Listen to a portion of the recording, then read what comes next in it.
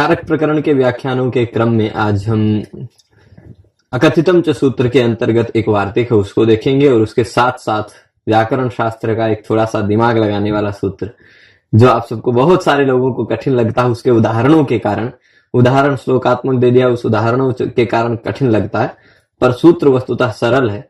उसके लिए आपको व्याकरण का सामान्य ज्ञान, पूर्व ज्ञान अपेक्षित है, समझना सरल है।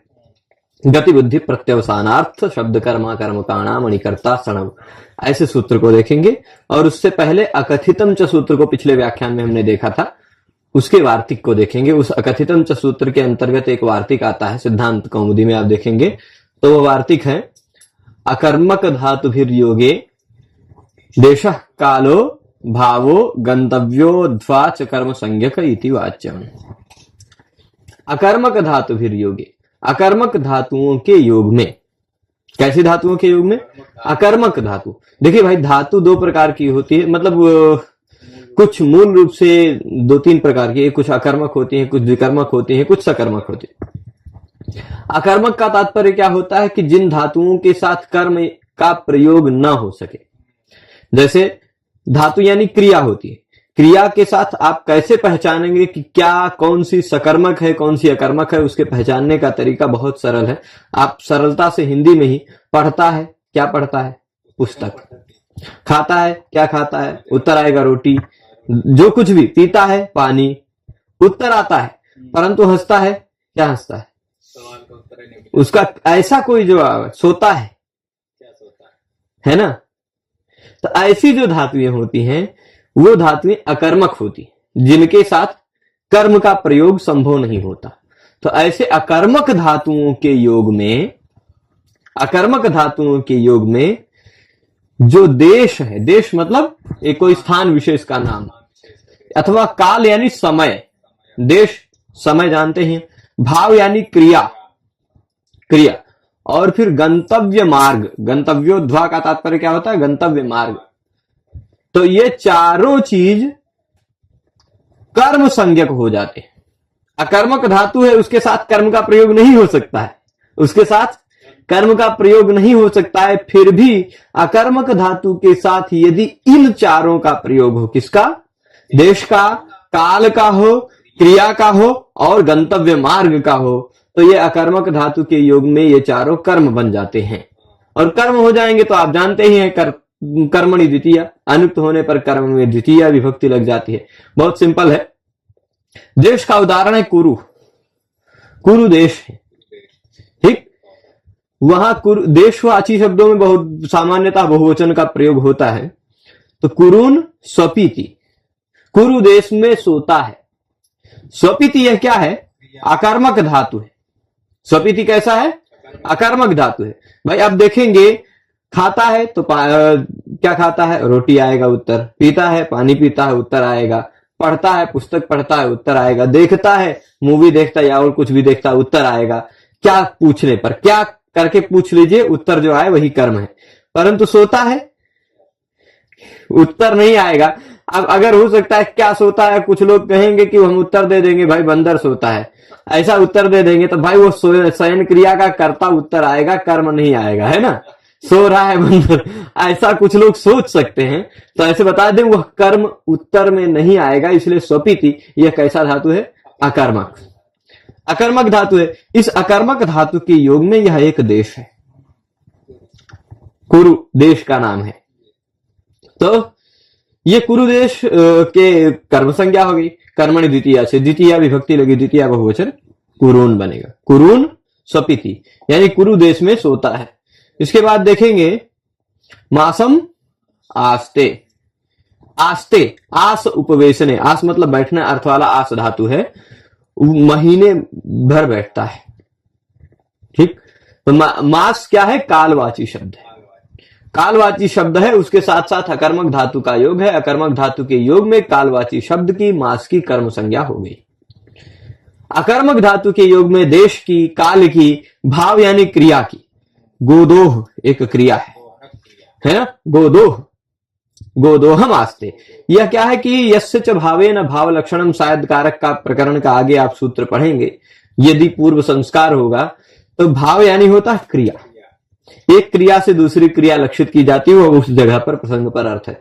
परंतु यह क्या है, गाय के दोहने में जितना समय लगता है उस समय को गोदोह काल कहते हैं, है ना, या गायों के दोहने के समय को गोदोह समय कहते हैं। यहां क्या, वो गाय के दोहन की क्रिया का भाव है ना, ये तो वह क्या है, उसका प्रयोग है, साथ में अकर्मक धातु का योग है। अकर्मक धातु के योग में यह भाव है, इस भाव की कर्म संज्ञा हुई कर्मणि द्वितीया से, क्योंकि आस्ते कर्तरी अर्थ में है, कर्ता उक्त है, कर्म अनुक्त है, कर्मणि द्वितीया से द्वितीया विभक्ति लग गई, गोदोहम आस्ते। सिंपल है, बहुत सरल है, खाली एक वार्तिक है इसमें, जिनका अकर्मक धातुओं के योग में देश, कुरुन, काल, मासम आस्ते, और फिर उसके बाद भाव है गोदोहम आस्ते। गंतव्य मार्ग का उदाहरण है क्रोश। क्रोश मतलब एक कोश, कोश 3 किलोमीटर के आसपास का वो होता है। क्रोशम आस्ते मतलब क्रोश क्या है, गंतव्य मार्ग है। तो बहुत सिंपल है ना, इसमें कुछ बहुत ज्यादा बताने की जरूरत नहीं थी, खाली कथितम च सूत्र के अंतर्गत ये वार्तिक था, तो इसको भी देख लिए कि अकर्मक धातुओं के योग में देश, काल, गंतव्य मार्ग और फिर उसके साथ साथ भाव, इन सबकी कर्म संज्ञा होती है। कर्म संज्ञा हो सकती है, कर्ता अपने के साथ जोड़ सकते हैं। चलिए, युधिष्ठिरा कुरुन सोपिति, युधिष्ठिर कुरु देश में सोता है। चलिए, कोई तपस्वी, मासम आस्ते, तपस्वी कोई है, महीने भर के लिए बैठता है। गोदोहम आस्ते, नारदा गोदोहम आस्ते, नारद जी के लिए वो था कि गोदोह काल से ज्यादा कहीं रुकते नहीं थे, है ना, उनका ऐसा, तो नारदा गोदोहम आस्ते। क्रोशम आस्ते, कोई होगा, कोई दूसरे कर्ता को जोड़ दीजिए, देवदत्त को ले आते हैं, ठीक है, देवदत्ता क्रोशम आस्ते, ठीक है, चलेगा। तो कर्म हो गया, ये सिंपल है, मेन ये सूत्र है।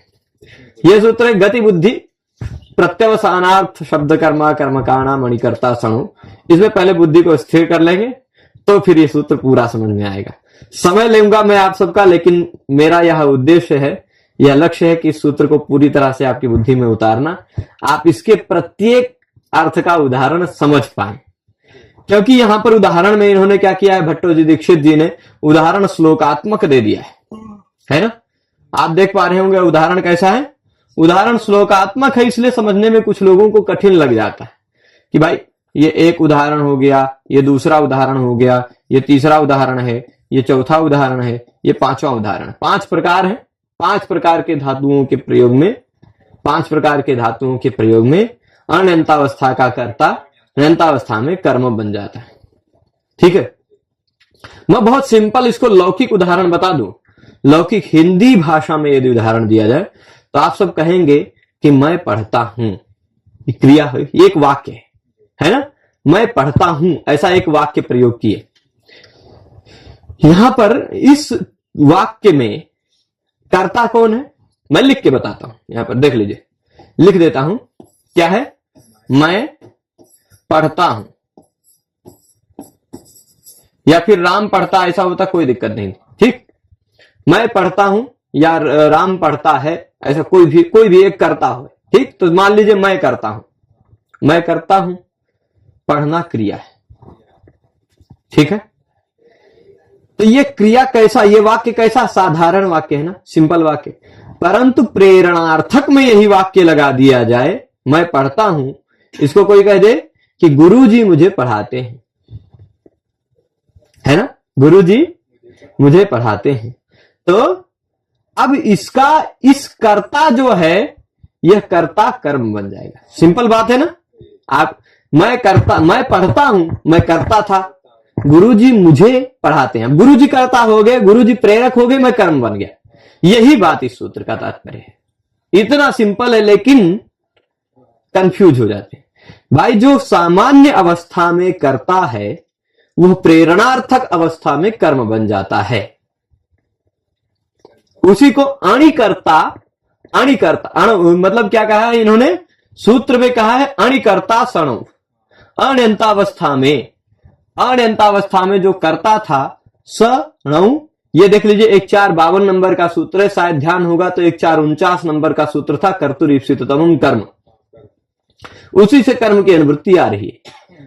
अकथितम च में भी उसी से अनुवृत्ति आ रही थी ना, कर्तुरीप्सिततमं कर्म तथा युक्तम च अनिप्सितम अकथितम च, उसके बाद ये, ठीक है। तो अब ये क्या है, सणु, यहां पर कर्म की अनुवृत्ति आ रही, कर्म लिख दीजिए बस, केवल इतना ही है। तो तात्पर्य क्या होगा? गत्यर्थक धातु हो, ध्यान दीजिएगा, गत्यर्थक मतलब जाना, जाना अर्थ वाली कोई धातु हो, बुद्ध्यर्थक ज्ञान अर्थ वाली कोई धातु हो। फिर उसके बाद प्रत्यवसान, प्रत्यवसान कहते हैं भोजन, ये लिख लीजिएगा अपने पास, प्रत्यवसान मतलब भोजन, ऐसी धातु जिससे हम कोई पदार्थ अपने गले के बिल के नीचे उतारते हैं गल बिलाधा संयोग तो ठीक, तो ये क्या होता है? प्रत्यवसान कहते हैं भोजन को।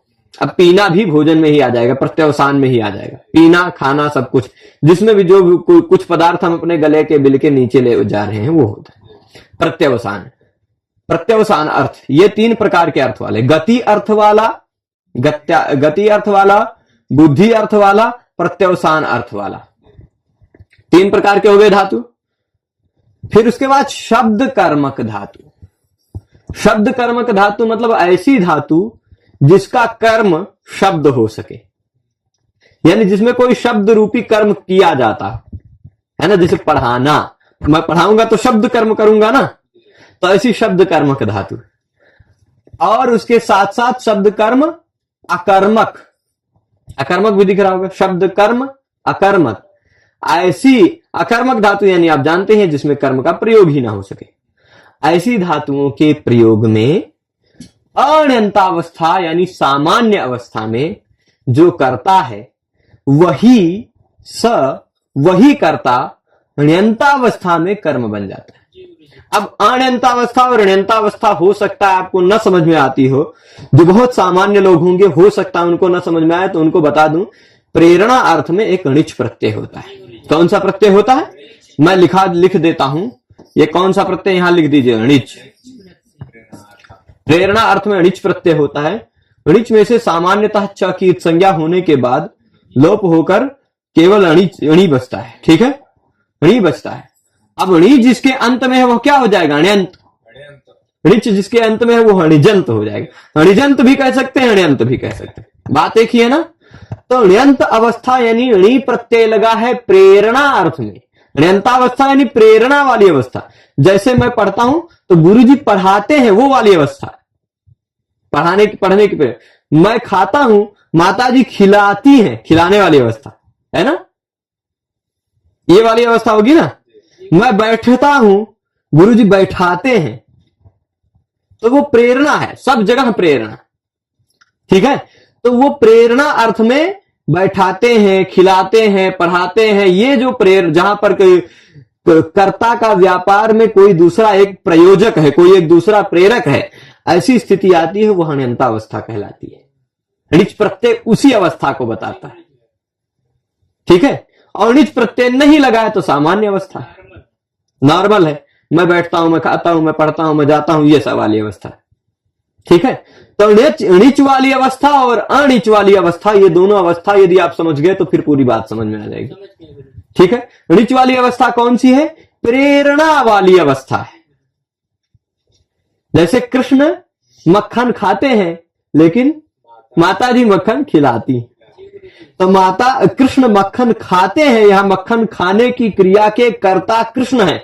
सामान्य अवस्था में जो करता है वही प्रेरणार्थक अवस्था में कर्म बन जाएंगे। माता कृष्ण को मक्खन खिलाते, कृष्ण कर्म बन गए, हो गए ना। तो प्रेरणार्थक अवस्था जो सामान्य अवस्था में करता था वही प्रेरणार्थक अवस्था में कर्म बन गया। यही है जो ण्यंतावस्था में ण्यंता णिच प्रत्यय लग गया, यशोदा खिलाती है, णिच प्रत्यय लग गया, प्रेरणा खादयति वाला णिच लग गया, तो फिर यह जो णिच है, यह णिच कर्ता को कर्म बना देगा, पूर्वकालीन कर्ता को कर्म बना देगा, ठीक है। यही बात है, समझ गए हैं। फिर से सूत्र का अर्थ में साधारणता बता देता हूं। गति अर्थ वाली कोई धातु हो, गमन जाना वाली इत्यादि, बुद्धि बोध अर्थ वाली कोई ज्ञान अर्थ वाली धातु हो, खाने पीने अर्थ वाली कोई धातु हो, ये 3 अर्थ हो गए। शब्द कर्म वाली कोई धातु जिसमें शब्द कर्म के रूप में आ सके, अकर्मक कोई धातु हो, ऐसी धातुओं की ऐसी अकर्मकाणाम यहां है, ठीक। क्या है? गतिश्च बुद्धिश्च प्रत्यवसानम, है ना, इति गति बुद्धि प्रत्यवसानानि, गति बुद्धि प्रत्यवसानानि अर्थाः येषां ते गति बुद्धि प्रत्यवसानार्थाः, है ना। गति बुद्धि प्रत्यवसानार्थ के हैं, कौन से हैं? जिनका कोई अर्थ गति हो या बुद्धि हो या प्रत्यवसान हो। और फिर उसके बाद ऐसे अर्थ वाले फिर शब्द कर्मक और अकर्मक, ये दो धातु और जोड़े, शब्द कर्म धातु और अकर्मक धातु। एते शाम, ये षष्ठी बहुवचन है ना, इनका अण्यंतावस्था में अणि अणि अणिच प्रत्यय के बिना, अणि यहां दिख रहा है ना, अणिच के बिना अवस्था में जो करता था, सकर्ता णौ णिच प्रत्यय लग जाने पर कर्म भवति। णिच प्रत्यय लग जाने पर वही कर्ता कर्म हो जाएगा। सूत्र का अर्थ सामान्यतः समझ गए होंगे। वृत्ति भी वही लिख रहा है, गत्याद्यर्थानाम, गत्याद्यर्थक धातु हो, शब्द कर्मणाम, शब्द जिसका कर्म हो ऐसा, और अकर्मकाणाम च है, चाणव मत पढ़िएगा, च आणव, आणव मतलब बिना अणिच प्रत्यय लगे, बिना अणिच प्रत्यय लगे, बिना प्रेरणा में, सामान्य अवस्था में, सामान्य वाक्य में यह कर्ता जो करता था, स वह णौ निच प्रत्यय लग जाने पर कर्म बन जाता है। ठीक है, सिंपल, बहुत सिंपल बात है, कई बार में मैं इसको बता दिया।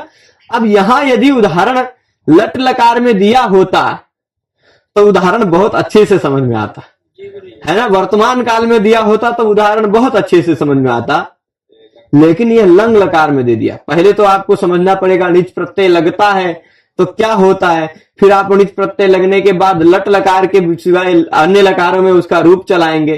जैसे स्था धातु है तो स्था का तिष्ठति बनता है, पर णिच लगाने पर स्थापयति हो जाता है, स्थापयति। अब उस स्थापयति किसी तरह आप लट में समझ भी जाएंगे, पर लंग में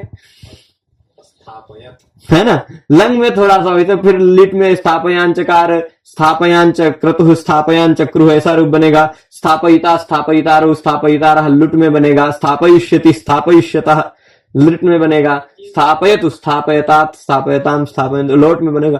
अस्थापयत ऐसा लंग में बनेगा, है ना। अतिष्ठिपत लुंग में बनेगा। तो वो सारी चीजें जो है ना, वो सब थोड़ा कठिन हो जाता है। तो पहले खाली हम इन सारे वाक्यों को, यहां जो इन्होंने उदाहरण में दिया है, इन सारे वाक्यों को हम लट में कन्वर्ट करके आपको समझाएंगे। पहले वर्तमान काल में समझा देंगे, फिर बता देंगे कि ये उसी का भूतकाल का रूप है ना, चलेगा। तो अब देख लीजिए, ये आपको एक चीज बता देते हैं, इस श्लोक की विशेषता है, सूत्र में कितने कितने अर्थ कहे गए, गति अर्थ। यहां पहला उदाहरण गति अर्थ का है, ठीक, पहला उदाहरण किसका है, गति अर्थ का पहला है। यहां 1 मिनट फिर से मैं लिख ले लेता हूं, यह गति है तो यह उदाहरण भी गति अर्थ का, यहां तक ही, सरगम तक, ठीक। दूसरा क्या है, दो अलग अलग कलर लेता हूं, यह बुद्धि है तो दूसरा उदाहरण ये बुद्धि अर्थ का, ठीक है। उसके बाद आप देखेंगे तीसरा है प्रत्यवसान, तो तीसरा अर्थ यहां जो उदाहरण दिखाई पड़ रहा है, आशयत चामृतम देवान, यह है प्रत्यवसान अर्थ का उदाहरण। उसी क्रम से चौथा है शब्द कर्म, तो चौथा उदाहरण वेदम अध्यापयत विधिम, यह है शब्द कर्म का उदाहरण। पांचवा उदाहरण है अकर्मक, तो पांचवा उदाहरण आशयत सलिले पृथ्वी, यह अकर्मक का उदाहरण है। ये पांचों का उसी सीरियल से उदाहरण है। यह समय श्री हरि गति, ऐसा जिसने किया ऐसे श्री हरि मेरी गति है, यानी वो उन्हीं के शरण में मैं जाऊंगा, यह तात्पर्य होगा। तो पहले मैं इसको क्या करता हूं, शत्रुन अगमयत सर्गम, इसका पहले लट लकार बना देते हैं, ठीक चलेगा, लट लकार बना दे।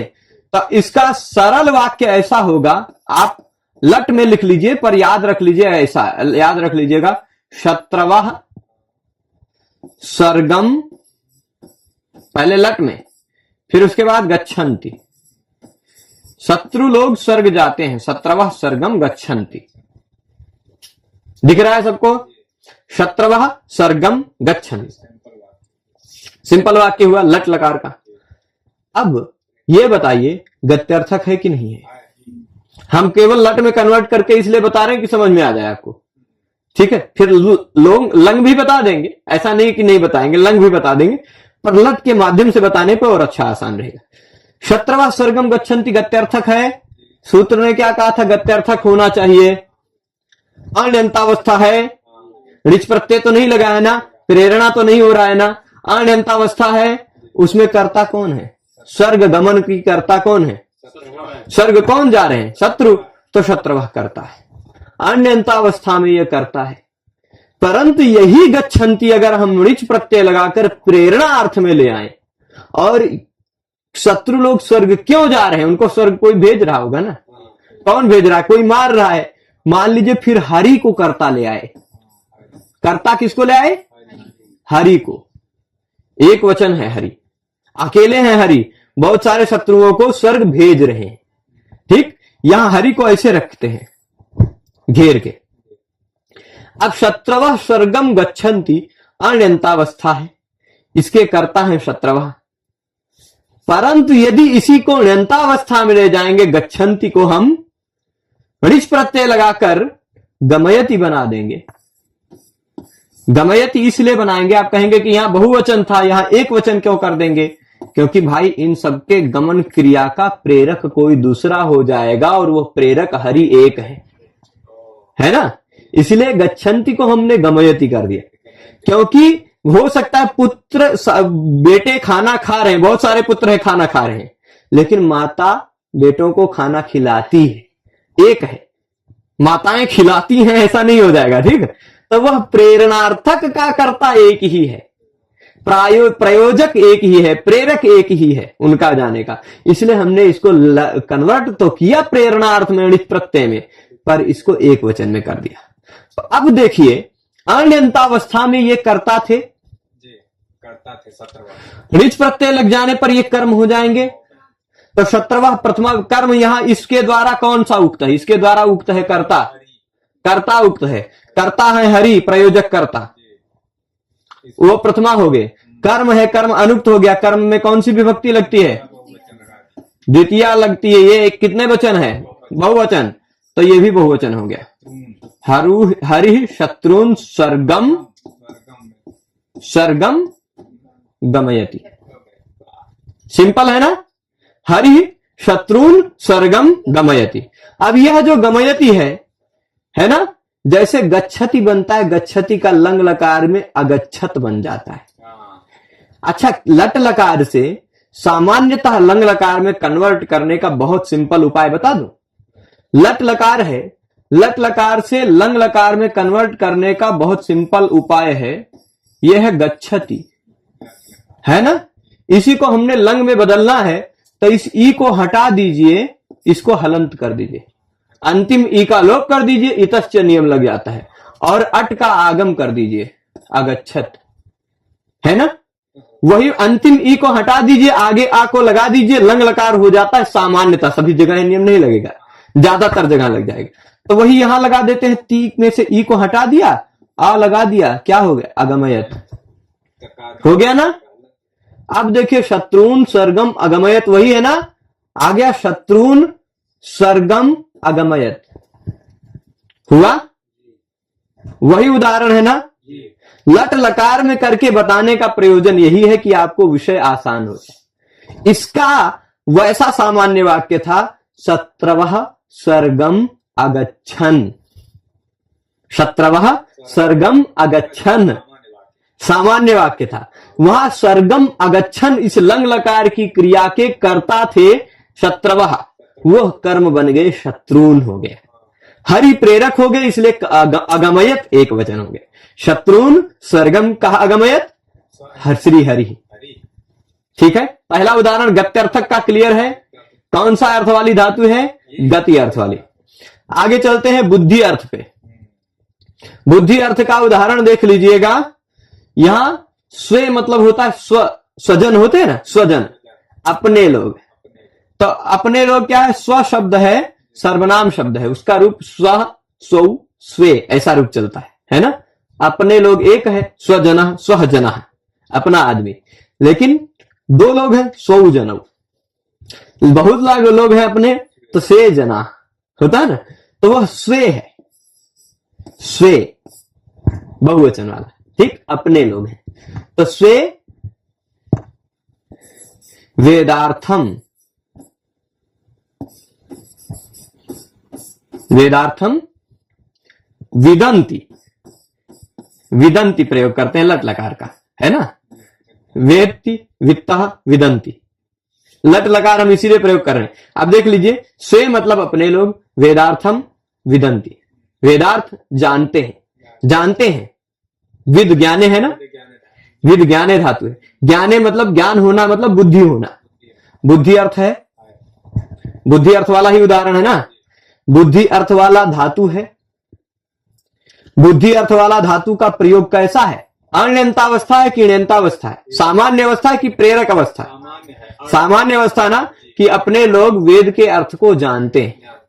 कौन जनवाता है ऐसा नहीं कह रहे हैं ना, पर अब वो लोग जो, उनके लोग जो अपने लोग वेद अर्थ को जान गए, उनको जनवाया किसने, यह कहना है, तो वह प्रेरणार्थक कर्ता हो जाएगा, प्रेरणा अर्थ में आ जाएगा ना वो वाक्य पूरा।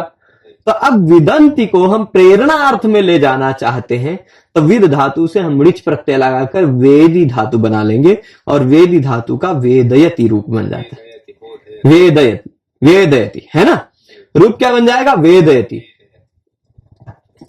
यहां लिख दूं वेदयति, यह ऋच प्रत्यय लगने के बाद बनेगा।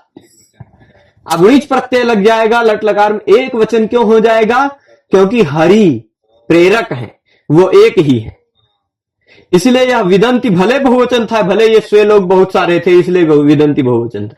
अब हरि प्रेरक हो गए, एक वचन है इसलिए एक वचन, वेदयति, ठीक है। अब स्वे जो है कर्ता थे, विदंती इस क्रिया के कर्ता थे, वो कर्ता जो अण्यंतावस्था में कर्ता थे, अण्यंतावस्था में वो क्या बन गए, कर्म बन जाएंगे। तो क्या हो जाएंगे, कर्मणि द्वितीया से द्वितीया विभक्ति लगा देंगे, स्वे जो थे वो स्वान हो जाएंगे, है ना, सर्वान की तरह। फिर स्वे वेदार्थम, वेदार्थम ही रह जाएगा। तो हरि ही, यहां एक कर्ता आ गया, हरि ही स्वान वेदार्थम वेदयति। इसी को भूतकाल में होता तो लंग लकार होता, विदंती नहीं था, अविदु होता तो क्या होता, वेदयत। क्या, यहां देख लीजिए लंग लकार में अ जोड़ देना होता, ई हटा देना होता है, लंग लकार बन जाता अवेदयत, वेदार्थम स्वान अवेदयत, वही है ना, वेदार्थम स्वान अवेदयत। किस अर्थ का उदाहरण है, बुद्धि अर्थ का, ठीक है, बुद्धि अर्थ हो गई। तो गत्यर्थक धातु की अण्यंतावस्था में जो कर्ता होता है वह कर्म बन जाता है, बुद्ध्यर्थक धातु की अण्यंतावस्था में जो कर्ता था वह कर्म बन गया, हमने दिखा दिया ना उदाहरण से। अब उसी तरह प्रत्यवसान मतलब भोजन अर्थ वाली धातु को लेते हैं, भोजन अर्थ वाली का है अमृतम देवान। अच्छा चलिए, देवाह कैसे हैं, एक मिनट थोड़ा दूर लिखते हैं क्योंकि उनके आगे हरि लिखने की जगह रहे। देवाह अमृतम अश्नन्ति, अश्नन्ति का तात्पर्य होता है पीते हैं, ठीक, अशन करते हैं, यही अशन धातु से, अशन, अशन अर्थ मतलब खाना, अनशन करते हैं ना लोग, अनशन, आप खाएंगे नहीं, गले के नीचे कुछ नहीं उतारेंगे, वही होता है अनशन। इसी अनशन शब्द इसी अश धातु से बना है, ठीक है। तो अश्नन्ति का तात्पर्य हुआ गले के नीचे उतारते हैं, पीते हैं, या ठीक, कौन, देवलोग, अमृत। ये प्रत्यवसान अर्थ है कि नहीं है, प्रत्यवसान मतलब भोजन, भोजन गले के नीचे कुछ भी उतारना। तो देवलोग अमृत गले के नीचे उतार रहे हैं, गल विलाधा संयोग कर रहे हैं। यहां देखिए सामान्य वाक्य है, प्रेरणार्थक वाक्य नहीं है, नहीं है ना, प्रेरणार्थक। देवलोग अमृत पीते हैं, परंतु ऐसा कह दिया जाए अमृत पिलाते हैं कोई, तो प्रेरणा आ गई ना, जैसे आ गई हरि देवों को अमृत पिलाते हैं। अब हरि आ गए प्रेरणा वाले, तो यह अश्नन्ति अश्नन्ति नहीं रह जाएगा, ऋच प्रत्यय लग जाएगा, और यहां पर क्या हो जाएगा, ये हो जाएगा आशयति, आशयति हो जाता है, आशयत, आशयति हो जाना, हाँ आशयति हो जाना चाहिए, ठीक है, आशयति हो जाएगी। अब ये देख लीजिएगा यहां पर क्या हो गया, हरि आशयति, ऋच प्रत्यय होने के कारण वृद्धि होगी, तो फिर ये हो जाएगा आशयति। इसके बाद हरि देवा, देख लीजिए णिच प्रत्यय के कर्ता आ गया, ण्यंतावस्था आ गई। तो अण्यंतावस्था में जो कर्ता था देवा, वो कर्म हो गया तो देवाह बन जाएगा देवान। तो देवान अमृतम आशयति, इसी को लंग में ले जाना है तो ई हटा देना है, आ जोड़ देना, तो वो आ तो ऑलरेडी दीर्घ दीर्घ रह जाएगा। आशयत, आशयत देवान अमृतम, देख लीजिए आशयत देवान अमृतम, आशयत च अमृतम देवान। ठीक है, ये कैसा अर्थ का हो गया? तीसरे अर्थ का, प्रत्यवसान अर्थ। तो हमने अभी तक क्या जाना? गत्यर्थक, बुद्ध्यर्थक और प्रत्यवसानार्थक। इन तीनों परिस्थितियों में मैंने बताया कि अण्यंतावस्था में जो करता था वही ण्यंतावस्था में कर्म बन जाता है। ठीक है, तीनों जगह क्लियर है ये अवस्था। इसके बाद आगे देख लीजिए शब्द कर्मक का उदाहरण। शब्द कर्मक मतलब ऐसा होता है जिसमें हमें शब्द करना पड़े। जैसे अपने लोग वेद जान गए मतलब कैसे जान गए नहीं बताया, पर अपने लोगों को वेद पढ़ाया तो बोलना पड़ेगा। पढ़ाते समय क्या होता है? बोलना पड़ता है। जान गए मतलब उसमें कैसे जान गए नहीं बता रहे हैं वो क्रिया, पर पढ़ाया, अध्यापन किया तो उसमें शब्द करना पड़ेगा। तो अध्यापन करना शब्द कर्मक धातु। ठीक है, तो जैसे अब 1 मिनट मैं उदाहरण देता हूं। क्या है? विधि ही लाल कलर से ही लिखते हैं, थोड़ा ज्यादा अच्छा रहेगा, है ना? हाँ बिल्कुल। विधि कौन है जानते हैं? ब्रह्मा जी। वेदम अधीते, विधि वेदम अधीते। ठीक, विधि वेदम अधीते मतलब पढ़ते हैं। ब्रह्मा जी वेद पढ़ते हैं। ये सिंपल वाक्य है, पढ़ेंगे शब्द कर्म करेंगे। ठीक, पढ़ाएंगे भी तो भी शब्द कर्म रहेगा। तो अब देखिए ये शब्द कर्मक धातु है, सामान्य अवस्था है, अण्यंतावस्था है, णिच प्रत्यय नहीं लगा है। ऐसी अवस्था में कर्ता कौन है? परंतु यदि इन्हीं विधि वेद पढ़ रहे हैं, इनको कोई वेद पढ़ाने वाला आ गया, मान लीजिए हरि आ गए, हरि ने ही पढ़ाया था सबके मन में, उन्होंने ही अहमेवा समेवा अग्रे नान्यद्यत सदसत परम, सबकी बुद्धि में सीधे वेद का निवेश किया था। तो अब हरि जब आ गए अगर कर्ता के रूप में, तो विधि अधीते जो थे ना, ये हो जाएगा अध्यापयति हो जाएगा। ठीक, अध्यापयति बन जाएगा, लट लकार। थोड़ा अर्थी ह्री ब्ली रीक नु ई छमा याताम पुंगण सूत्र से पुक आगम हो जाएगा, बीच में पुक जुड़ जाएगा। है अर्थी ह्री ब्ली रीक नु ई छमा याताम पुंगण। सोचेंगे ये क्या आ रहा है, कुछ अणिजंत प्रत्ययांत प्रकरण में आएगा तो आएगा, है ना? चलेगा। बीचों में आप देख लीजिए स्था धातु था ना, स्था धातु का क्या होता है? रखना मतलब क्या होता है? आप बताइए।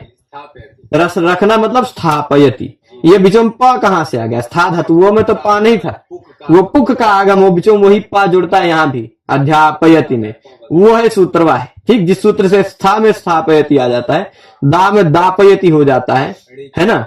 वैसे ही णिच प्रत्यय लगने पर वो होता है, पुक का आगम पुक जुड़ जाता है, तो अध्यापयति।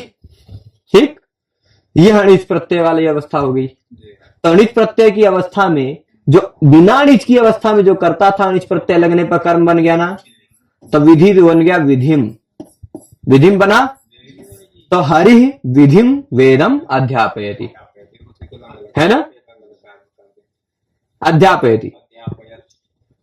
अब देख लीजिए टी में से ई हट जाएगा। अध्यापयति में देखिए आपको लगेगा नहीं, आपको लगेगा ई हटाया, यहां आ जोड़ना चाहिए, ऐसा लगेगा ना, पर अध्यापयति में ऐसा नहीं जुड़ेगा।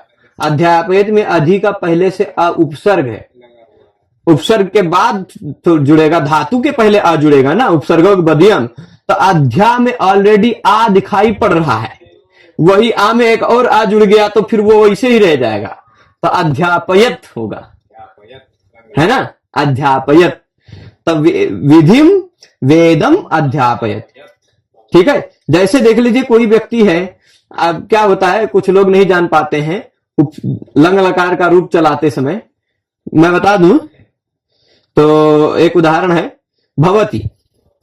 भवती का अभवत रूप बना लेते हैं ना, देख लीजिए भवती है, इसका रूप बना लेते हैं, इसका क्या बनाएंगे अभवत। देख लीजिए लंग में ई हटाया आ जोड़ दिया, यही ना। पर अब यही मान लीजिए संभवती है, तो अब यहां ई हटा के आ नहीं जोड़ना है, कुछ लोग असंभवत बोल देते हैं, असंभवत तो भाई क्या होगा, सम में भ के भवती के भ के पहले आ जोड़ना है, सम अभवत समभवत ऐसा रूप बनेगा। तो वैसे ही यहां अधि उपसर्ग है, उपसर्ग के बाद अ जुड़ेगा, अट आगम होगा, ठीक है। तो वेदम विधिम वेदम अध्यापयत, तो विधि विधिम बन गया, ठीक। कौन सा किस प्रकार का है, ये शब्द कर्मक है, ठीक है। आगे अकर्मक का एकमात्र उदाहरण बचता है पृथ्वी। पृथ्वी कर देते हैं, पृथ्वी और पृथ्वी दोनों नाम मिलता है, ठीक है। पृथ्वी सलिले, कहा सलिले मतलब जले, आस्ते, आस्ते मतलब स्थित होती है, बैठी है, उपविष्ट, ठीक। यहां आस्ते जो है इस साधारण अवस्था की क्रिया है, इस क्रिया का कर्ता कौन है, पृथ्वी, बैठने की क्रिया जल में। सामान्य अवस्था में जो इस अकर्मक धातु है आस्ते का, अगर सकर्मक होता तो साथ में कर्म का प्रयोग होता है ना, कर्म का प्रयोग नहीं, अकर्मक है। अकर्मक धातु का प्रयोग है बैठना, इस अर्थ का। अकर्मक धातु है कि नहीं, यहां अकर्मक कहा है ना। तो ऐसी धातु के प्रयोग में अण्यंतावस्था है, इसमें जो कर्ता है पृथ्वी, वही अगर इस धातु को णिच प्रत्यय लगा देंगे तो कर्म बन जाएगा, है ना। जैसे यहां आस्ते है, आस्ते को मान लीजिए हम बना दें आसयति, भाई लट लकार में णिच प्रत्यय लग जाने के बाद धातु मूलतः पहले चाहे जैसे रही हो, है ना, मूलतः धातु चाहे जैसी रही हो, वह धातु सामान्यतः शेषात कर्तरि परस्मय पदम से परस्मय पद हो जाती है। णिचश्च सूत्र से वह उभय पद भी हो सकता है, आत्मनेय पद में भी उसका प्रयोग होता है और परस्मय पद में भी प्रयोग हो जाता है, ठीक। क्योंकि पहले आस धातु था, णिच प्रत्यय लग जाने के बाद आसी धातु बन जाता है, वो धातु आस धातु से भिन्न है, पहले वो आत्मनेय में थी, हाँ, ठीक है। तो अब यह आशयति बन गया है, सामान्य अवस्था की धातु णिच प्रत्यय की अवस्था में आ गया। तो सामान्य अवस्था का जो कर्ता था वह णिच प्रत्यय की अवस्था में कर्म बन गया। पृथ्वी क्या हो जाएगी, कर्मणि द्वितीया से द्वितीया लग गई कि पृथ्वीम, ठीक, पृथ्वीम आशयति। इसमें भी अब आप लंग लकार बना लीजिए भाई, आशयति में तो एक ता कर दीजिए, आ आगे जोड़ेंगे तो भी आशयत रह जाएगा। आशयत सलिले पृथ्वीम, कहा आशयत, श्री हरि, सब जगह श्री हरि ले लेना है।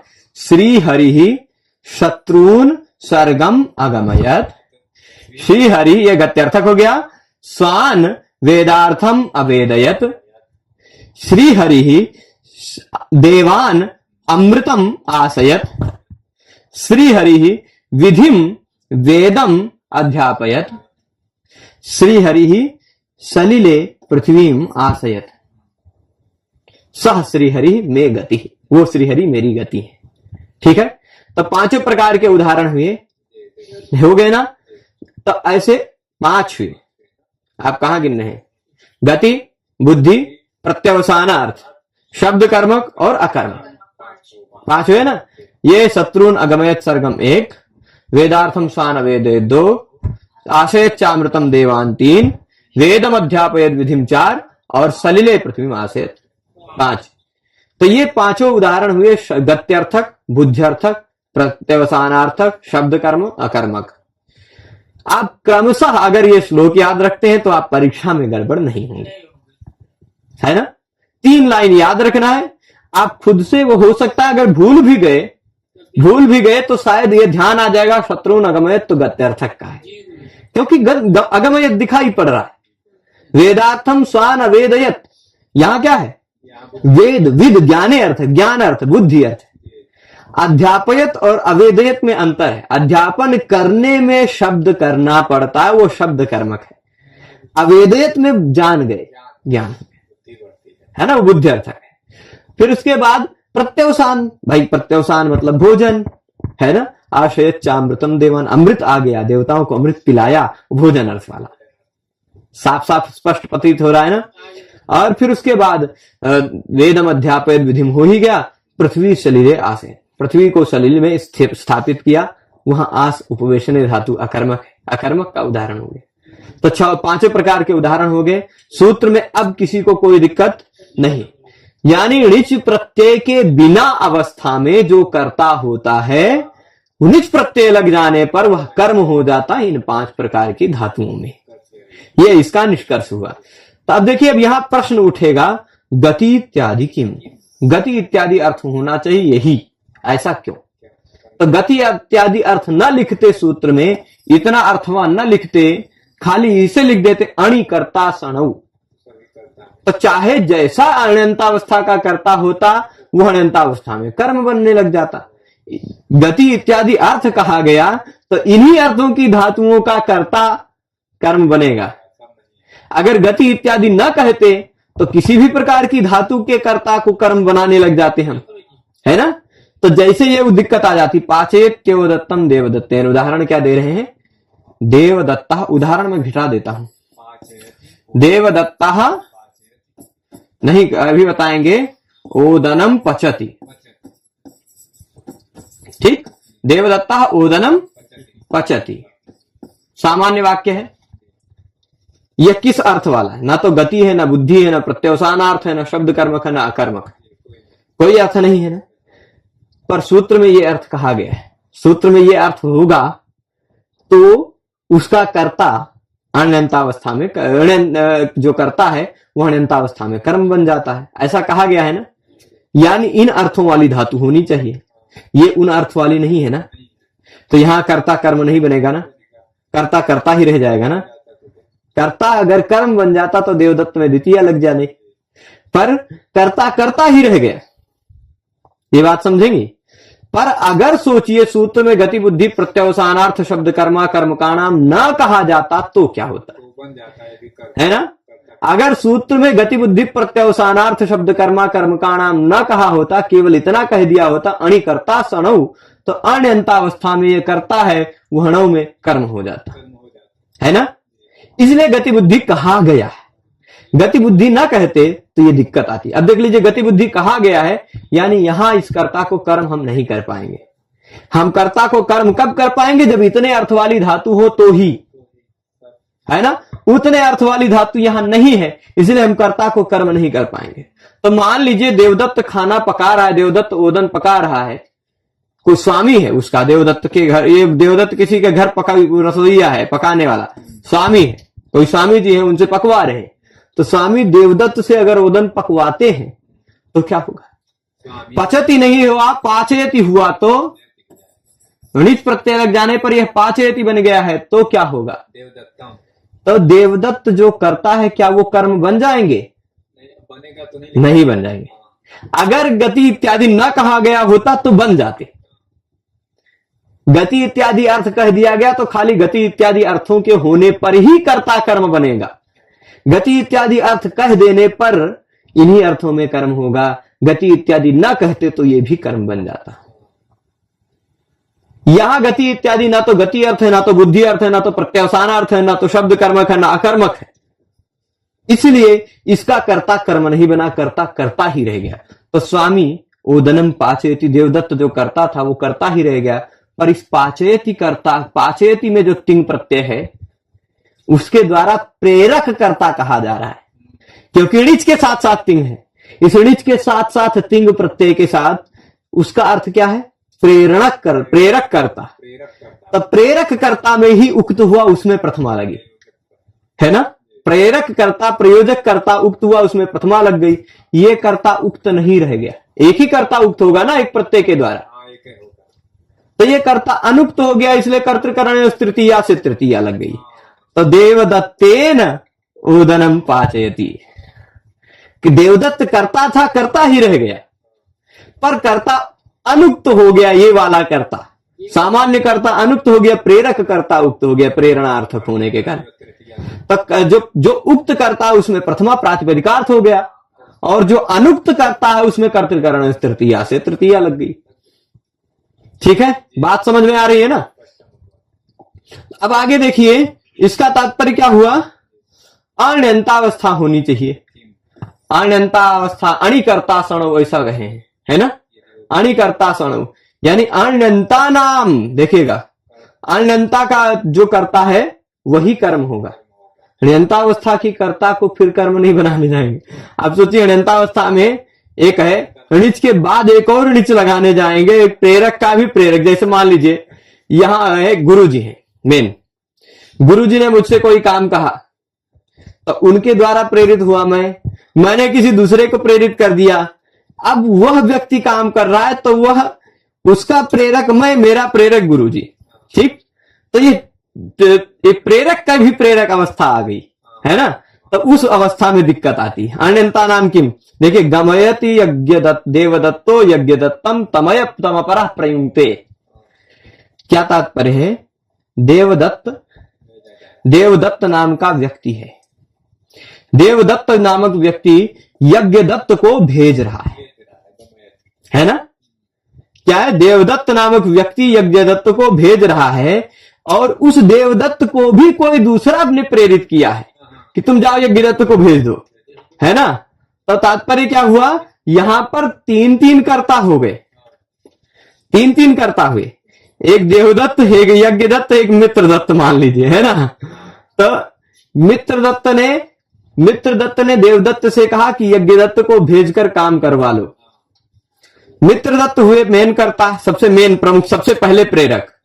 फिर यज्ञ दत्त हुए दूसरे कर्ता, फिर वो एक मतलब समझ लीजिए तीसरा कर्ता भी हो गया जो जा रहा है। एक कहने वाला, दूसरा भेजने वाला, तीसरा जाने वाला, तीन कर्ता हुए ना। तीनों कर्ता में से तब कैसा हो जाएगा, गमयति देवदत्तेन यज्ञ दत्तम विष्णुमित्र। विष्णुमित्र नामक व्यक्ति है, वह विष्णुमित्र नामक व्यक्ति देवदत्त से कहकर यज्ञ दत्त को भिजवा रहा है ना। ऐसा हुआ। तो यहां पर मतलब क्या है, यहां अण्यंतावस्था का, अगर अण्यंतावस्था का कर्ता यहां अणिकर्ता सणव न कहा गया होता, तो कर्ता सणव केवल कह दिया होता तो बहुत कंफ्यूजन रहती। तो अण्यंतावस्था का भी कर्ता अण्यंतावस्था में ही कर्म बनने लग जाता, तृतीय अवस्था में, है ना। तो वो ना हो, इसलिए तो ये सिंपल है, ये बहुत ज्यादा इंपॉर्टेंट नहीं है, परीक्षा में पूछने लायक लेवल पे नहीं है, तो इसलिए इसको मत ध्यान दीजिएगा। इस सूत्र में जो परीक्षा की दृष्टि से महत्वपूर्ण है वो महत्वपूर्ण है कि गत्यर्थक धातु, बुद्ध्यर्थक धातु, शब्द कर्मक, प्रत्यवसानार्थक और शब्द कर्मक, इन 5 प्रकार की धातुओं के प्रयोग में अण्यंतावस्था में जो कर्ता रहता था वह ण्यंतावस्था आ जाने पर, प्रेरणा वाली अवस्था आ जाने पर कर्म बन जाता है। उसके क्रमशः 5 उदाहरण, शत्रु न गमयत सर्गम, वेदार्थम स्वान वेदयत, आशयच्चामृतम देयमान, वेदम अध्यापयद विधिम, आशयत सलिले पृथ्वीम यह समय श्री हरिर्गति। ये उस क्रमशः उदाहरण हो गया। इतना हमने आज के इस पाठ में देखा। आशा करता हूं ये पाठ आप सबको अच्छा लगा होगा। यद्यपि यह सूत्र अभी आप बुद्धि में उतार लीजिएगा, क्योंकि अभी मैं तुरंत इसके कुछ प्रत्याख्यान वाले, इसके कुछ विपक्ष वाले विरोधी वार्तिक हैं, उन वार्तिकों को अभी तुरंत नहीं बताऊंगा, इसके अग्रिम व्याख्यान में बताऊंगा, नहीं तो पक जाएंगे कि नहीं वही और ना पहले। अब देखिए, ये इतना सामान्यतः बताया, गत्यर्थक धातु होना चाहिए तो अण्यंतावस्था में प्रेरक, मतलब प्रेरणा अवस्था में जो करता, सामान्य अवस्था में जो करता था प्रेरणा अवस्था में कर्म बन जाता है। पर कहेगा नहीं धातु वह धातु हो तो नहीं होगा, है ना। अभी आगे निषेध करने आएगा, फिर कहेगा वह धातु में नहीं होता है, ऐसी बात है। पर वह धातु अगर नियंत्रित कर्तृक हो तो निषेध नहीं होता है, निषेध का भी निषेध, उसका भी निषेध, ऐसा आएगा आगे, वो भी मैं समझाऊंगा। आप धैर्य रखेंगे तो आपको पूरी समझ में आएगी बात। पर अभी यही रोकेंगे आज के इस पाठ में। अग्रिम पाठ में इस सूत्र के अंतर्गत समाविष्ट सभी वार्तिकों को, कई वार्तिक हैं, 4-5 हैं, शायद 6 हैं, उन सभी वार्तिकों को देखेंगे, सबके उदाहरणों को भी समझेंगे। ठीक है, सभी लोग जुड़े रहे, उसके लिए सभी को बहुत बहुत धन्यवाद। नमः संस्कृताय।